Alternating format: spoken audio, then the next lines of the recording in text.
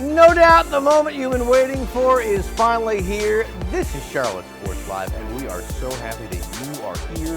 He's Gabe McDonald, I'm Mike Lissette, and we are ready to get you set for Carolina's road trip to Chicago this weekend. Absolutely, a lot of deep dish pizza on the way, and we'll talk tons about that. Plus, we'll also talk one-on-one with running back Chuba Hubbard. Plus, the NCAA tournament, March Madness coming back to Charlotte, but that's not the only event on the horizon for the Queen City. More on that in a moment, but first, it's not going to be an easy weekend here for Carolina in Chicago. There's one way in the NFL, too. You know, it's interesting. I was talking in the locker room with several players about this today. What do you think about Caleb Williams? And the fact of the matter is, there is some tension, a little nervousness, because the fact is they have not seen much of him. Only 4 games, so yeah, they have some tape, but there is still a bit of the unknown.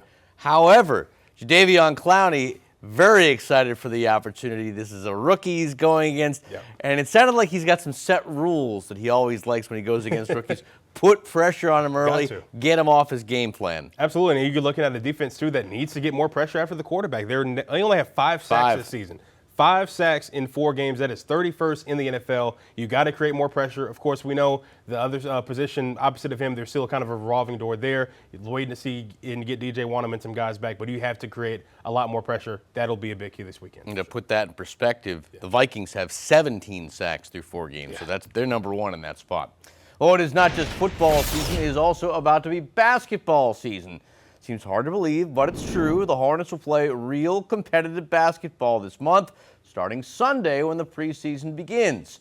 Now, going into the year, there's hope the team will be able to compete. But ultimately, everything all may come down on the shoulders of Brandon Miller and his ability to take his game to the next level. Miller burst onto the scene last year as a rookie and was arguably the biggest piece in the little success the Hornets did have last season. Miller ended up averaging about 17 points a game his rookie year. It's a good number, but this season, Charlotte will be counting on him for more. Miller's coach, Charles Lee, has set high expectations, but they are nothing compared to the expectations Miller has set for himself. Well, there you go. For him, it's a matter of becoming a two-way player. He's been focusing more on becoming a better defensive player this offseason. But back to last year, though, certainly a lot to be proud of. Miller had 3 Eastern Conference Rookie of the Month awards, and while he didn't win Rookie of the Year honors, he did make it to the All-Rookie First Team. So, Brandon Miller looking to take it to the next level defensively.